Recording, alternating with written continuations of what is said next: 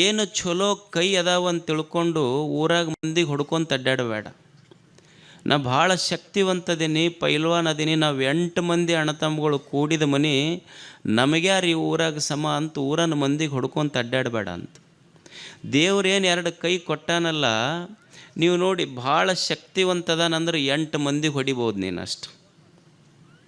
ಭಾಳ ದೇವ್ರು ನಿನ್ನ ರಟ್ಟಿಯೊಳಗೆ ಶಕ್ತಿ ಕೊಟ್ಟಾನ ಅಂದ್ರೆ 8 ಮಂದಿಗೆ ಹೊಡೆದು ಮುಟ್ಟಬಹುದು. ಆದರೆ ಈ ತೋಳುಗಳ ಸಾಮರ್ಥ್ಯ ಇಷ್ಟೇ ಅಲ್ಲ. ನೀನು ಭಾಳ ಶಕ್ತಿವಂತದಿ ಅಂತ ತಿಳ್ಕೊಂಡು ಹೊಡೆದ್ರೆ 8 ಮಂದಿಗೆ ಮುಟ್ಕೊಂತಿ, ವೇದಿಕೆ ಮೇಲೆ ಬಂದು ಸುಮ್ಮನೆ ಕೈ ಮುಗಿದ್ರೆ 8,000 ಮಂದಿಗೆ ಮುಟ್ತೀಯಲ್ಲ. ಸಾಮರ್ಥ್ಯ ಎಷ್ಟು ದೊಡ್ಡದಿದೆ. ದೇವರ ಕೈ ಕೊಟ್ಟಾನಲ್ಲ, ಇದನ್ನು ಬಳಸಬೇಕಲ್ಲ ಮನುಷ್ಯ.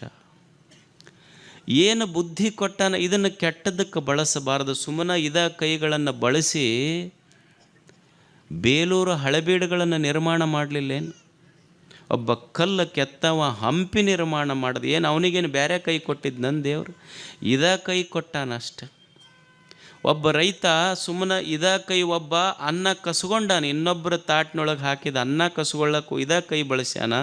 ಒಬ್ಬ ರೈತ ಅನ್ನ ಇಲ್ಲದ ತಟ್ಟೆಗಳಲ್ಲಿ ತಾನು ಬಿಸಿಲೊಳಗೆ ನಿಂತು ಅನ್ನವಿಲ್ಲದ ತಟ್ಟೆಗಳನ್ನು ತುಂಬ್ಯಾನ. ಅವನು ಧರ್ಮ ಅಲ್ಲೇನದು?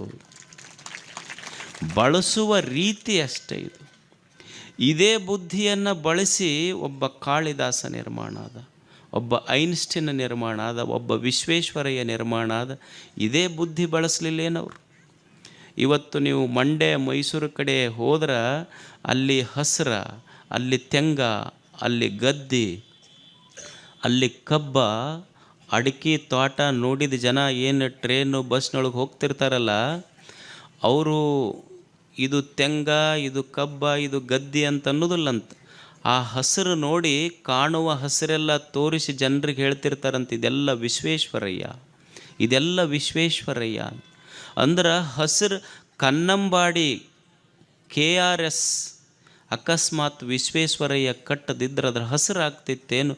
ಹಸಿರ ಒಣಗುತ್ತಿತ್ತು, ಹಸಿರಿಗೆ ಉಸಿರಾಗಿ ನಿಂತಿದ್ದ ವಿಶ್ವೇಶ್ವರಯ್ಯ. ಏನು ಬುದ್ಧಿ ಬಳಸಿದ್ರೆ ಅವರೆಲ್ಲ. ನಮ್ಮ ಬುದ್ಧಿ ಚಲೋದಕ್ಕೆ ಬೆಳೆಸಿಲ್ಲ. ಯಾರ ಮನೆಗೆ ಹೋಗಿ ಬೆಂಕಿ ಹಚ್ಚಬೇಕು, ಯಾವ ಊರಾಗ ಹೆಂಗೆ ಜಗಳ ಹಚ್ಚಬೇಕು, ಏನು ಬುದ್ಧಿ ಬಳಸಿವಿ ನಾವು? ಮನುಷ್ಯನ ಬುದ್ಧಿ ಕೆಟ್ಟೈತಷ್ಟೆ.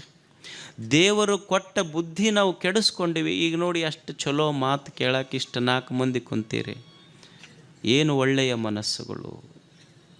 ಏನು ನಾಟಕ ನೋಡಕ್ಕೆ ಹೋಗ್ಯಾನ, ನಾಟಕ ನೋಡಕ್ಕೆ ಇಷ್ಟು ಮೈ ಮರ್ತಾನಲ್ಲ, ಬುದ್ಧಿ ಭ್ರಮಣೆ ಆಗೈತವ. ನಾಟಕ ನೋಡಿ ಮನೆಗೆ ಹೋಗಲಿಲ್ಲ, ಹಂಗೆ ಊರು ಓಣಿ ಹಿಡಿದು ಮುಂದಿನ ಮನೆಗೆ ಹೋದವ. ಏನು ನಾಟಕದವ್ರು ನೋಡಿ, ಬಣ್ಣ ಹಚ್ಕೊಂಡವ್ರು ನೋಡಿ ಅಂದ, ನಮ್ಮ ಮನೆಯವ್ರು ಇಷ್ಟು ಚಂದಿಲ್ಲ. ಬಣ್ಣ ಹಚ್ಕೊಂಡವ್ರು ನೋಡಿ ನಮ್ಮ ಮನೆಯವ್ರು ಇಷ್ಟು ಚಂದಿಲ್ಲ ಅಂದ. ಸ್ವಲ್ಪ ಮನುಷ್ಯ ವಿಚಾರ ಮಾಡಬೇಕಲ್ಲ. ಬಣ್ಣ ಹಚ್ಕೊಂಡವ್ರು ಅದಾರ, ನಿನ್ನ ಬದುಕಿಗೊಬ್ಬರು ಬಣ್ಣ ಕೊಟ್ಟವ್ರು ಅದಾರ. ಹಚ್ಕೊಂಡು ಬಣ್ಣ ಹೋಗ್ತೈತೆ ಹೊರತು ಬಣ್ಣ ಕೊಟ್ಟವ್ರು ಬದುಕ ಕೊಟ್ಟಿರ್ತಾರೆ ನಿನ್ನದಲ್ಲ. ಒಂದು ಸ್ವಲ್ಪ ವಿಚಾರ ಮಾಡಬೇಕಾಗಿತ್ತಲ್ಲ. ಹೋಗುವ ಬಣ್ಣ ಯಾವುದು, ಇರುವ ಬಣ್ಣ ಯಾವುದು ಅನ್ನೋದು ಬುದ್ಧಿಯಿಂದ ಸ್ವಲ್ಪ ವಿಚಾರ ಮಾಡಬೇಕಲ್ಲ. ಮನುಷ್ಯನಿಗೆ ದೇವರು ಬುದ್ಧಿ ಕೊಟ್ಟಾಗ ಈ ಬುದ್ಧಿ ಕೆಡಿಸ್ಕೊಂಡು ಬದುಕಬಾರ್ದು ಮನುಷ್ಯ. ಏನು ಮನಸ್ಸು ಕೊಟ್ಟಾನ, ಈ ಮನಸ್ಸನ್ನು ಕೆಡಿಸಬಾರ್ದು.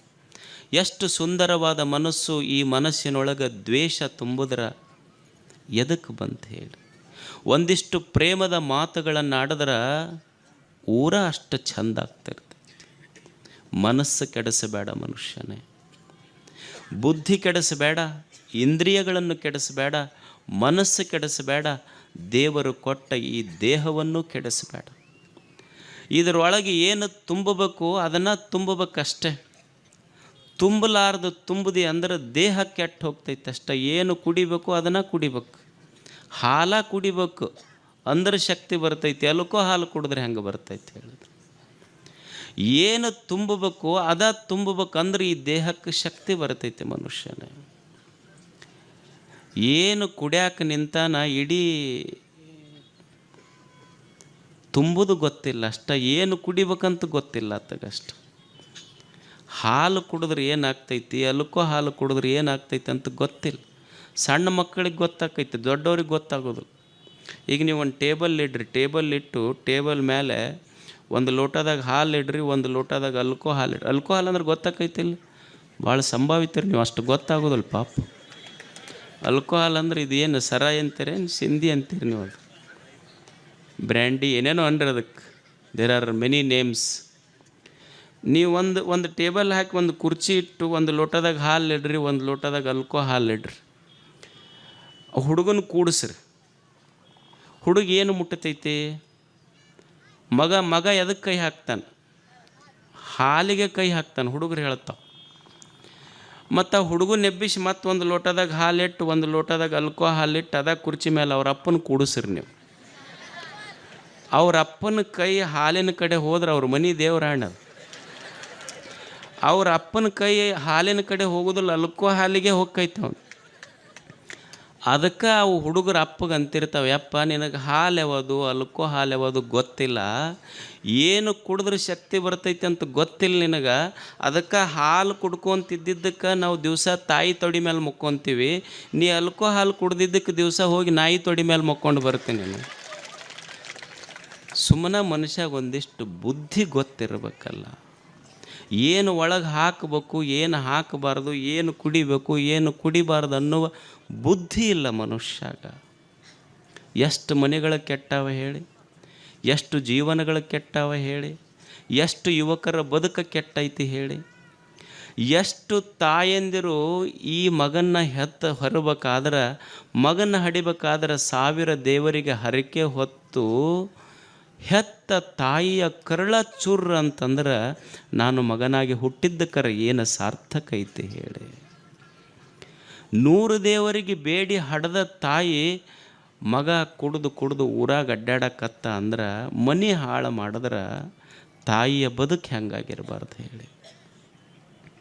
ಒಬ್ಬ ಯಾರೋ ಭಯಂಕರ ಕುಡಿತಿದ್ನಂತ, ಭಾಳ ಕುಡಿತಿದ್ದ. ಕುಡಿದು ಎಲ್ಲ ಹೋಗಿತ್ತು, ಮನೆ ಮಠ ಎಲ್ಲ ಕರ್ಕೊಂಡಿದ್ದಾವ. ಮುಗಿದಿಂದ ಒಂದು ದಿವಸ ಅವು ಮನ್ಯಾಗ ಹೆಣ್ಮಕ್ಳಿಗೆ ಬೇಸರಾಗಿ ಹೋಗಿತ್ತಿದ್ರು ಕೂಡ. ಒಂದು ದಿವಸ ಬಡ ಬಂದವನ ರಬ್ಬಗೆ ಭಸ್ಮ ಹಚ್ಕೊಂಡು ಮನ್ಯಾಗ ಬಂದು ಹೆಣ್ಮಕ್ಳಿಗೆ ಗಪ್ಪನ ಕಾಲು ಹಿಡಿದು, ಇವತ್ತಿನಿಂದ ನಾನು ಕುಡಿಯೋದು ಬಿಡುತ್ತೆ. ಆಕಿ ಹೆಣ್ಮಗಳಿಗೆ ಖುಷಿ ಆಯ್ತು. ಹೋಗಿ ಒಂದು ಅರ್ಧ ತಾಸು ಆಯ್ತು.